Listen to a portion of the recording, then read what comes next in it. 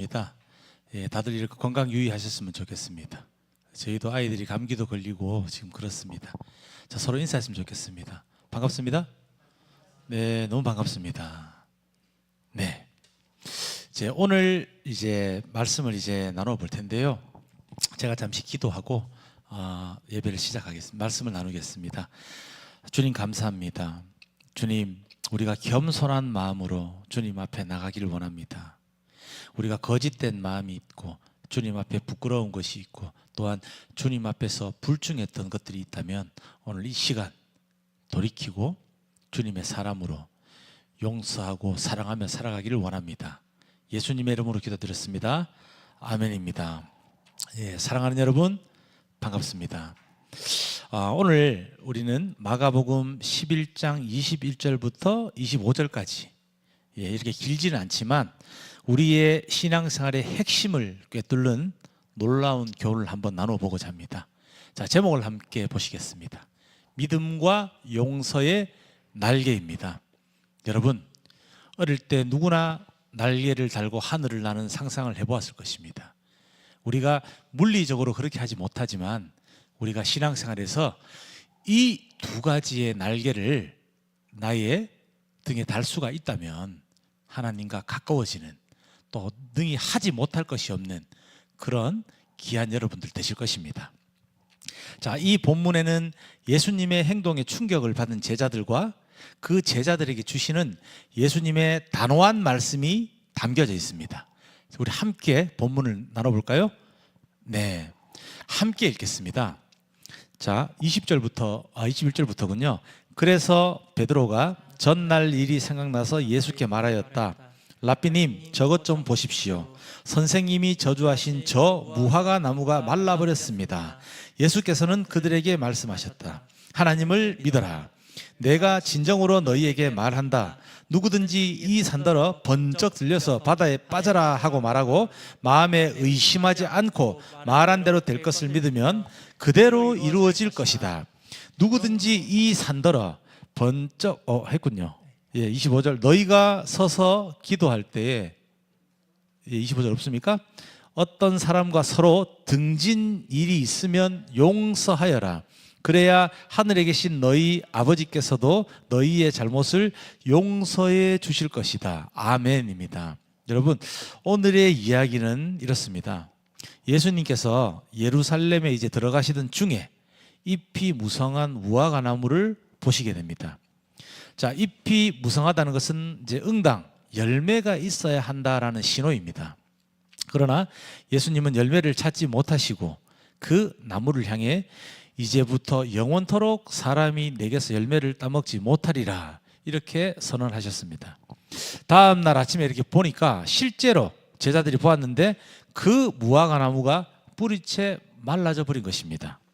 21절에서 베드로가 깜짝 놀라서 예수님께 말씀드립니다. 랍비님, 저것 좀 보십시오.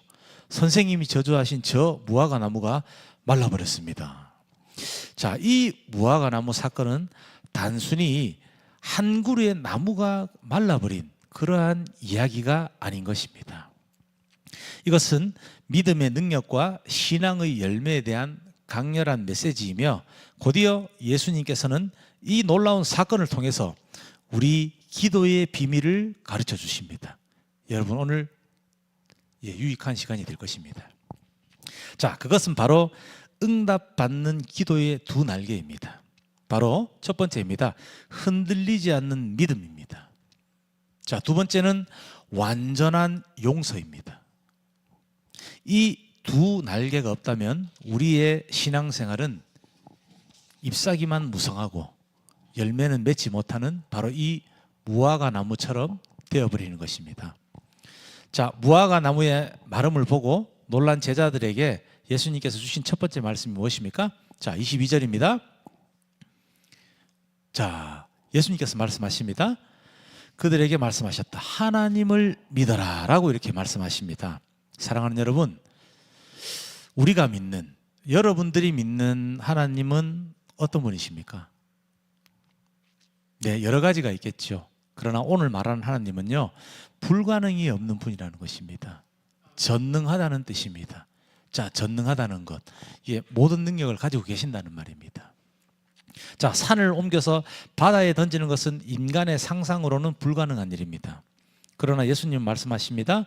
누구더러 이 산더러 번쩍 들려서 바다에 빠져라 하고 말하고 마음에 의심하지 않고 말한 대로 될 것을 믿으면 그대로 이루어질 것이다 라고 말입니다.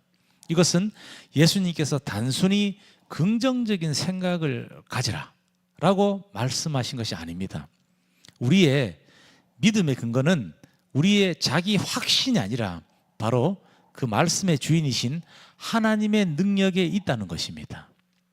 사랑하는 여러분, 자, 이것을 문자적 그대로요, 물리적으로 저 산더러 내가 믿음이 있으니까 옮겨자 하면 산이 붕 떠서 옮겨지고, 예, 그럴 수도 있겠죠. 하나님께서 실제로 하시면요. 그러나 그것을 이야기하는 것이 아닙니다. 여러분, 저와 같은 사람이 교회 담임 목회자가 될 거라고 생각했습니까?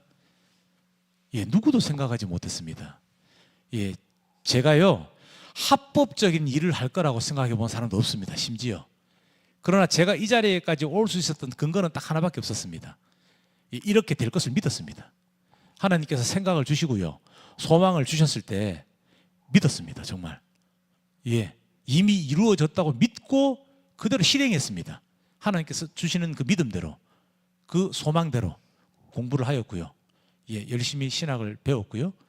예, 만나는 모든 사람들을 하나님의 자식으로, 하나님의 친구라고 생각하고 대했습니다. 교수님들을 만날 때 하나님을 대신하여서 나를 가르쳐주는 훌륭한 하나님의 대리자로, 선생님을 생각을 했고요. 거기서 만나는 친구들을 정말 저의 친동생과 같은, 주님 안에서 나의 형제라고 생각하고 대했고요. 예, 그렇게 물 한 잔씩 준 것입니다. 제가 할 수 있는 것들을 나누고, 그것이 마음이든 물질적인 것이든 할 수 있는 대로 한 것입니다. 그리고 쭉 오니까요, 예, 이 산을 온 것과 같은 결과가 나온 것입니다. 세상의 가장 밑바닥에서, 음지에서, 예, 범죄를 저지르며 사람들을 학대하며 하나님을 불신하고 하나님을 믿는 목회자들에게 쌍욕을 하던 제가 목회자가 된 것입니다. 예, 주일 설교 기억나시죠? 홍해가 갈라진 물리적인 기적보다 기적 중에 기적을 한 영혼이 변화되는 것입니다. 예, 이것을 이야기하는 것입니다. 여러분들이 이루고자 하고 소망하는 것들이 나의 욕심이 아니라요, 하나님을 믿으라. 예, 그분을 믿고요, 그것이 하나님의 뜻임을, 예, 내가 순복하고요, 그 믿음대로 행하면 이루어진다는 것입니다. 왜요? 하나님께서 하시고자 하는 일이기 때문입니다. 나의 욕심이 아니죠. 나의 욕망이 아니죠. 돈을 많이 가지고 싶고 그런 것이 아니죠. 하나님께서 나를 통해 하시고자 하는 일을 믿고 행하면요, 예, 더 불가능한 일도 이루어진다는 것입니다. 자, 하나님은 말씀 한마디로, 자, 온 우주를 창조하신 분이십니다. 여러분 다 아시죠? 이거 믿으시죠? 여러분, 이것을 믿지 않고는 성경을 이해할 수가 없습니다. 예, 제가 극동방송에 출연했을 때가 있어요. 거기 이제 그 PD님이 물었습니다. 가장 훌륭한 성경 구절이 무엇이라고 생각하는가? 저의 질문은 생각하지 않고 바로 나왔습니다. 창세기 1장 1절입니다. 예, 어떤 식당에 가면은, 예, 그 욥기서가 인용이 됩니다. 식당 보면 네 끝은 미약하라, 시작은 장달이라. 예, 장사가 잘 되라는 의미로 붙여놓으시죠. 근데 그게 앞뒤 문맥을 살피면 전혀 그런 뜻이 아니거든요. 예, 그렇게 오인하는 경우들이 있죠. 저는 창세기 1장 1절이라고 이야기했어요, 그 방송국에서. 왜냐? 창세기 1장 1절 말씀이 뭡니까? 맨 처음에 시작이에요. 아무것도 없는 것입니다. 원역사라고 합니다, 그것을. 그러니까 원역사, 창조 이후의 것들은 인간의 역사이지만 인간이 생기기 전의 역사는 인간은 몰라요. 인간의 영역이 아니죠. 그것을 우리가 원역사라고 합니다. 여러분, 맨 처음에 원역사일 때부터 시작했어요. 온 하늘과 땅과 온 우주와 세계와 인간을 하나님이 창조하셨다고 창세기 1장 1절에서 말씀하고 있습니다. 예, 하나님이 다 지었다는 겁니다. 그것이 믿어져야지 그 뒤에 내용들이 믿어지는 거 아닙니까? 예, 저는 그래서 그것을 집었습니다. 제가 주님을 딱 만나고요, 창세기 1장 1절을 보는데 정말 막 이거 설명할 수 없는 희열을 느꼈습니다. 눈물도 나면서 소름도 끼치면서요, 정말 하나님이 다 지었어? 정말 하나님이 하늘과 땅과 이 세계를 다 지었어? 나를 지었어? 그게 믿어지니까요, 그 뒤에부터 모든 것이 믿어지는 것입니다. 여러분, 하나님을 믿는 믿음은요, 예? 이것은 누군가가 강요에 의해서 하는 것이나 나의 의지로 하는 것이 아닙니다. 나의 결단으로 하는 것입니다. 나의 결단으로 하나님께 구하였을 때 하나님께 그 믿음을 선물로 주시는 것입니다. 여러분, 이처럼 이분께서 온 우주를 창조하셨죠. 자, 무화과 나무 뿌리째 마르게 하는 게 뭐가 어렵겠습니까? 쉽게 하실 수 있겠죠. 우리의 기도가 응답되는 능력은요, 여러분, 기도의, 자, 중요합니다. 내용이 아닙니다. 기도를 들으시는 그분께 있는 것입니다. 우리의 내용이 좋다고 들어주고 내용이 안 좋다고 들어주는 게 아닙니다. 들으시는 그분께서 가장 선한 방법을 해주신다는 것입니다. 기도 많이 해보셨죠? 자, 어떻습니까? 어떨 때는 우리가 생각한 시간대 응답이 되지 않을 때도 있죠. 어떨 때는 주님께서 침묵하실 때도 있고요. 어떨 때는 또 그 기도가 즉시 들어줍니다. 또 어떨 때는 기도하지 않았어요. 생각만 했는데도 이루어집니다. 이 교회를 개척할 때 그랬어요. 비용 문제에서요, 뭐 마이크를 사야 되고요, 뭐 에어컨을 사야 되고요, 뭐 교회 계약금을 내야 되고 보증금을 내야 됩니다. 기도를 하지 않았습니다. 내야 되는데 라고 생각하는 순간부터 돈이 들어오기 하더라고요. 예, 이렇듯 하나님의 때가 있고 사람의 때가 있는 것입니다. 여러분, 앞으로 기도하실 때요, 예, 주님께서 그것도 보시거든요. 기도의 내용도 보시지만 여러분들이 그 기도를 드리고요, 그것을 믿고 기다리는, 하나님의 때를 기다리는, 묵묵하게 참고 견디는 모습을 분명히 보시니까요, 오늘 이것을 좀 생각하셨으면 좋겠습니다. 그렇다면 우리가 어떻게 기도해야 합니까? 24절의 핵심입니다. 한번 보겠습니다. 자, 누구더러, 그렇죠? 너희가 기도하면서 구하는 것은 무엇이든지 이미 그것을 받은 줄로 믿으라. 그리하면 너희에게 그대로 이루어질 것이다. 여러분, 이것이 바로 예수님께서 가르치신 선취적인 믿음이라는 것입니다. 선취적인 믿음. 이미 그것을 받은 줄로 믿으라 하지 않습니까? 그 때가 우리와 다르다는 것입니다. 그 방법이 우리와 다르다는 것입니다. 왜요? 하나님이잖아요. 예, 우리가 생각하는 것이 옳은 것이 아니거든요. 기도할 때 이미 하나님께서 응답을 하셨고 그 응답이 나의 삶에, 여러분들의 삶에 이루어지고 있음을 확신하는 것입니다. 자, 설령 때가 죽기 직전까지 그것이 되지 않았다고 하더라도요, 여러분, 그러면 그것도 하나님의 뜻인 것입니다. 왜 안 해주십니까 하고 원망하면 안 된다는 거죠. 제가 신학교 다닐 때 교수님께 이렇게 수업 시간에 참 재밌게 들은 이야기인데, 지금 이름이 기억 안 나요. 저 외국에 굉장히 유명하신 목사님인데 이렇게 친구 4명을 두고 이제 전도를 위해서 평생을 기도하셨대요. 그리고 죽기 직전까지 3명의 친구가 돌아왔대요. 근데 그 목사님의 장례식 때 마지막 친구가 이렇게 돌아왔답니다. 하나님을 믿는다고 했답니다. 그리고 그 친구가 하여튼 그런 식으로 얘기를 했대요. 네가 이렇게 죽는 모습을 보고는 내가 도저히 네가 나를 위해서 평생을 기도한 걸 아는데 내가 믿지 않고는 안 되겠더라. 예, 그렇게 이루어진다는 것입니다. 우리가 알 수는 없으나 그분이 그때에 믿어야지 뭔가 좋은 거겠죠. 다 하나님께서 이유가 있으셨겠죠. 이것이 선취적인 기도라는 것입니다. 주님께서 이것을 가르쳐 주시는 거예요. 오늘 우리와 하나님 사이를 가로막는 것은 불신앙만이 아닙니다. 자, 용서하지 않는 마음이 있습니다. 미움과 원망의 쓴뿌리 역시 하나님과의 소통을 끊어버리는 그런 장애물이 된다는 것입니다. 여러분, 저부터 회개하겠습니다. 예, 저도 사람이잖아요. 저도 때로는 미워하고요, 때로는 그 쓴뿌리가 오래 갈 때도 있더라고요. 그러나 천만다행인 것이 주님을 믿지 않았을 때는 그 쓴뿌리가 영원히 지워지지 않습니다. 인간적인 방법으로 해결하기 전까지는 풀리지 않았는데요, 그래도 언뜻 미운 마음이 들고 용서할 수 없는 마음이 들어도 주님께 기도를 하고 어느 정도 시간이 지나면 오히려 더 좋은 마음으로 또 더 좋은 생각으로 주님께서 변화시켜 주는 것을 느꼈습니다. 여러분, 이것이 기도하는 자의 특권입니다. 우리는 미워할 수 있죠. 원망할 수 있고 화도 낼 수 있습니다. 그러나 하나님을 모르고 기도하지 않는 자들과는 완전히 다른 특권이 있다는 것입니다. 이것은 기도하는 자만의 특권입니다, 여러분. 자, 서로 등진 일이 있으면, 이런 말은 나에게 잘못한 사람, 나의 마음에 상처를 준 사람, 내가 원망하는 사람이 있다면 먼저 그를 용서하라는 말입니다. 여러분, 누군가가 나에게 먼저 와서 사과를 하겠죠. 정말 뭐 형님 아니면 뭐 전도사님 뭐 너무 잘못했습니다. 한번 용서해 주세요. 싹싹 빌면 마음이 풀리고 화해가 되겠죠. 그러나 주님께서 우리에게 요구하시는 것은요, 믿는 우리가 먼저 가라는 것입니다. 먼저 가서 그에게 찾아가서 용서하고 사과하라는 것입니다. 아멘입니다. 명령인 것이죠. 이것은요, 교훈이 아니라요, 너희들 먼저 가서 용서하라는 것은 주님의 명령인 것입니다.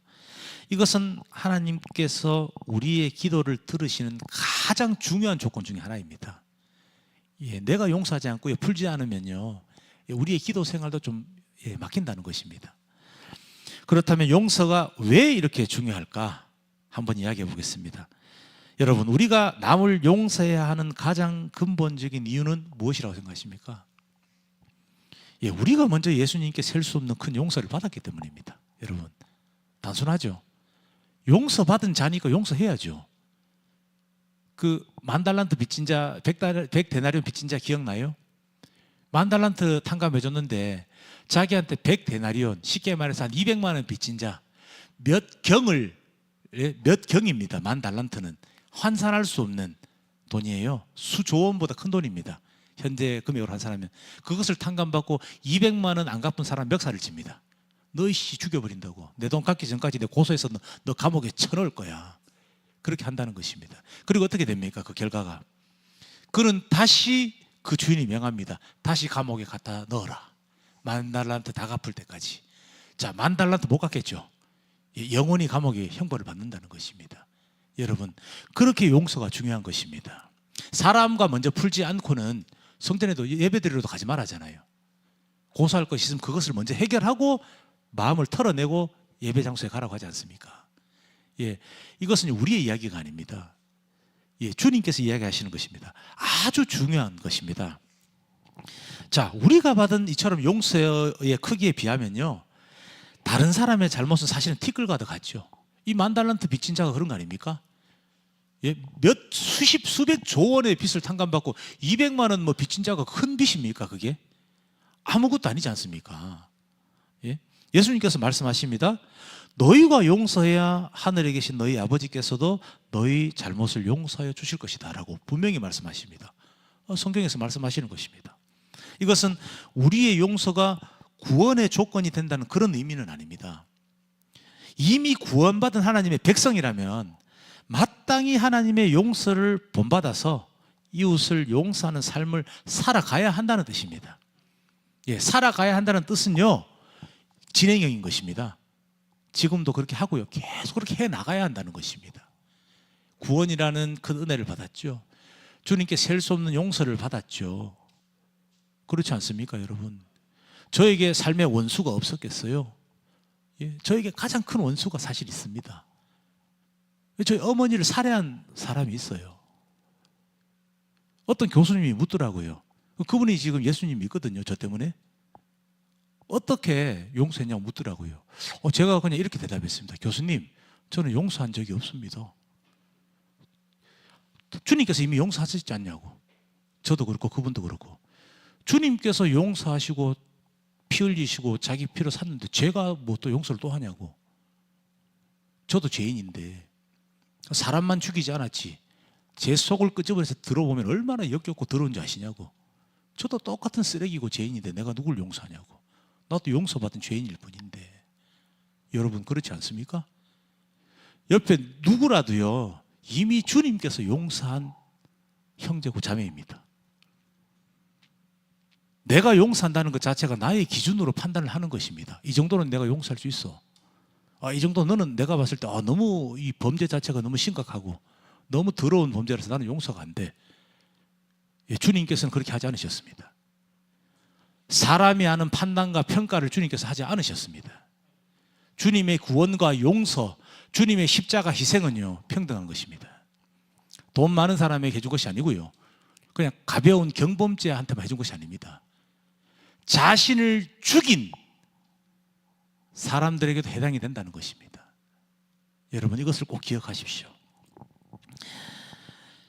자, 우리가 남을 용서하지 못하는 것은 사실 하나님께서 나를 얼마나 크게 용서하셨는가, 이것을 잊어버렸거나 제대로 깨닫지 못했기 때문일 수가 있다는 것입니다. 여러분, 이 은혜를 꼭 기억하십시오. 순간순간마다요, 내가 용서받았다는 거.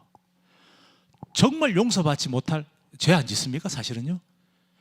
인간 세상의 법에서는요, 물리적으로 누구를 폭행하거나 강도를 하거나 살인을 해야지 사법으로 처벌을 받고 감옥을 갑니다. 죄인이 됩니다. 그러나 여러분, 주님께서, 하나님께서 사람의 무엇을 본다 했습니까? 중심을 본다 했습니다. 자, 그 중심이 또 반 갈라서 이게 중간이겠어요? 마음을 본다는 것입니다. 그 사람의 영혼으로 무슨 생각을 하는지 본다는 것입니다. 여러분, 하나님께는 다 기록이 되고 있다는 것입니다. 제가 어떤 저 장로님께 그런 이야기를 한번 들은 적이 있어요. 그러니까 박 형제, 천국에 가면 그분도 어디서 들은 거겠죠. 마치 우리가 보는 어떤 영화관의 스크린 비디오처럼 우리가 기억도 못하는 아주 작은 죄까지 하나님 앞에서 다 보여준대. 다 생각나게끔 다 들춰내서 다 꺼내서 그것을 보여주고 이렇게 심판을 받는데 라고 이야기하더라고요. 여러분, 하나님께는요, 물리적인 죄만 죄가 아니겠죠. 내가 마음속으로 누군가를 죽이는 상상을 하면 이미 살인한 것입니다. 예수님께서 말씀하셨잖아요. 여성을 보고 음흉한 눈으로 보고 생각만 품어도 음행하는 것이다, 간음하는 것이다. 예, 인간의 기준과 하나님의 기준은 다르다는 것입니다. 하나님에게 가장 큰 죄는요, 이 세상에서는 살인이 가장 큰 죄가 되겠죠. 하나님께 가장 큰 죄는요, 하나님을 인정하지 않고 대적하는 사람입니다. 자신을 지어준 창조주를, 홍길동전 아시죠? 아버지를 아버지라 부르지 못하고 아버지라고 부르지 않는 것입니다. 그것이 가장 큰 죄라는 것입니다. 자, 한 사람의 은행원이 있어요. 수억을 빚을 졌어요. 절망 속에서 살았습니다. 한 사람이 수억 원의 빚 때문에. 그런데 어느 날 누군가가 그의 빚을 전액을 갚아줍니다. 그가 기쁘면 줘서 새 삶을 시작했어요. 현대도 똑같다는 것입니다. 이 만달란트 비유와. 그런데 이 사람이 자신에게 단돈 10,000원 빌려가서 안 갚은 친구 만나자마자 멱살 잡고 막 거칠게 욕을 하면 어떻겠습니까? 그러니까 주님 안 보시겠어요? 그거 기록이 된다는 것입니다. 여러분, 이 사람이 수억 원의 빚이 탕감된 기쁨과 은혜를 진정으로 깨달았겠습니까? 그 달란트 비유에서 나온 그 사람이 그걸 깨달았다면 그렇게 했겠습니까? 아니죠. 우리의 작은 미움을 놓지 못하는 것은 우리를 향한 하나님의 십자가 은혜가 우리의 마음속에 아직 온전하게 자리 잡지 못했기 때문이라는 것입니다. 여러분, 하나님의 은혜가 우리 마음에 온전하게 자리 잡지 못했죠. 이것이 죄일까요? 아닙니다. 우리는 죽을 때까지요, 온전해질 수가 없는 존재죠. 온전해지기 위해서, 주님을 닮아가기 위해서 성화되어 가는 과정을 통해서 살아가는 것입니다. 그것은 이 육신의 장막을 벗기 전까지는 불가능한 것입니다. 그러나 우리가 할 수 있는 것은 무엇입니까? 우리는 이미 용서받았죠. 매일 삶 속에 일어나는 죄들을 회개할 수 있는 특권이 있죠. 기도하고 또 용서받을 수 있죠. 그리고 천국에 갈 수 있죠. 여러분, 이것을 게을리하지 마십시오. 이미 천국에 간다고 해서 회개하지 않고 누군가를 용서하지 않는다면 부끄러운 구원이 되는 것입니다. 그렇죠? 구원은 받았으나 부끄러운 구원이라는 것입니다. 상급이 없는 구원이라는 것입니다. 여러분, 올림픽에 그냥 출전해서 대표 선수로 나가는 것과 금메달을 따는 것은 다른 것입니다. 주님께 금메달 딸 수 있는 여러분들 되십시오. 자, 용서는 우리를 묶고 있는 분노와 쓴뿌리로부터 나 자신 또한 해방시키는 일이라는 것입니다. 사랑하는 형제자매 여러분, 오늘 우리는 마가복음 11장 21에서 25절 말씀을 통해서 기도의 능력에 대한 두 가지의 진리를 배웠습니다. 자, 첫 번째는요, 혹시 PPT가 있나요? 네, 함께 읽어보겠습니다. 하나님은 전능하시며 우리가 구하는 것은 이미 받은 줄로 확신할 때 그대로 이루어 주십니다. 아멘입니다. 여러분, 여기서 오해하지 않으셔야 합니다. 예, 기복적인 어떤 신앙을 여기다가 추가하면 안 됩니다. 예, 어떤 분이 그 얘기 했습니다. 그 집을 보았대요. 사고 싶은 집을. 매일 그 집 앞을 지나가면서 기도를 했더니 하나님이 집을 사주시더라. 예, 그것이 참 생각해 볼 필요가 있더라고요. 과연 그것이 옳은 것인가? 그렇죠? 그 집을 점을 찍고 몇 년간 그 집을 지나갈 때마다 그 집 앞에 서서 기도를 했다고 해서 이미 샀다고 생각하고 기도를 하였답니다. 물론 필요에 의해서 하나님이 정말 사주실 수도 있겠으나 저는 그것이 다가 아니라고 보거든요. 예? 그것은 하나님의 뜻이 아니었잖아요, 처음부터. 그렇지 않습니까? 자신이 넓은 집에 살고 싶은 마음이었잖아요. 제가 생각했을 때는 그분께서 아마 그 간절한 마음으로 열심히 노력하셨을 겁니다. 이렇게 돈을 벌기 위해서 큰 노력을 하셨고, 물론 그 과정에서 하나님께서 도와주신 것도 분명히 있죠. 예? 그러나 좀 다르죠, 분명히. 자, 두 번째입니다. 미움과 앙금을 버리고 이웃을 용서할 때 하나님과의 관계가 회복되고 우리의 기도가 방해를 받지 않습니다. 여러분, 이것이 중요한 것입니다. 나 자신을 위해서 기도를 하고 싶어도 아무리 간절하게 해도 그 간절함보다 그 내용보다 중요한 것이 이것입니다. 먼저 용서하는 것입니다. 내가 먼저 용서하였을 때 나의 기도도 된다는 것입니다. 사람과의 묶인 것을 풀었을 때 하나님과의 나의 관계가 풀어진다는 뜻이죠. 여러분, 이거 매우 중요한 내용이죠. 자, 이 두 가지는 기도의 성공을 위한 두 날개와도 같은 것입니다. 자, 하늘을 날고 싶죠? 훨훨 날고 싶죠? 그러나 어떻습니까? 날개가 한쪽만 있으면 날 수 있습니까? 없습니까? 3m짜리 날개가 한쪽에 있어도 날 수가 없죠. 그러나 1m짜리 날개를 할지라도 양쪽으로 양 날개가 있을 때 날아갈 수가 있는 것이죠. 하나님과 온전한 기도와 교제와 관계 회복을 위해서는 이 두 가지 다 하여야 된다는 것입니다. 예, 뭐 이웃을 용서할 때만 한 가지만 잘해서 된다는 것이 아닌 것이죠. 이 두 가지, 첫 번째, 두 번째 내용들을 포함한다는 것입니다. 용서하고요, 주님께서 이루어 주심을 하나님을 믿으라. 그 믿음으로 기도해야 한다는 것입니다. 아무리 믿음이 좋다 한들 이처럼 용서하지 않으면 하나님과의 관계는 막히는 것입니다. 아무리 용서를 한다 한들 하나님의 능력을 내가 의심하게 되면 기적을 경험할 수가 없는 것입니다. 거룩하신 성도 여러분, 이제 우리의 삶에 이 말씀을 적용하길 원합니다. 하나님을 의심하지 마시고요, 먼저 용서하십시오. 세상의 사람들도 용서를 합니다. 그러나 대부분이 그가 먼저 나에게 굽히며 왔을 때 화해하죠. 먼저 찾아가는 경우는 드뭅니다. 내가 어릴 때는 그렇게 해요. 그런데 갑의 위치에 있는 사람들은 결코 그렇게 하지 않습니다. 그러나 주님께서, 우리 예수님께서 말씀하시는 화해와 용서는요, 내가 갑일지라도, 내가 나이가 많고 내가 더 잘났고 내가 돈이 많고 내가 힘이 세더라도 먼저 하라는 것입니다. 먼저 가라는 것입니다. 먼저 가서 친구야 미안해, 형님 죄송합니다 하라는 것입니다.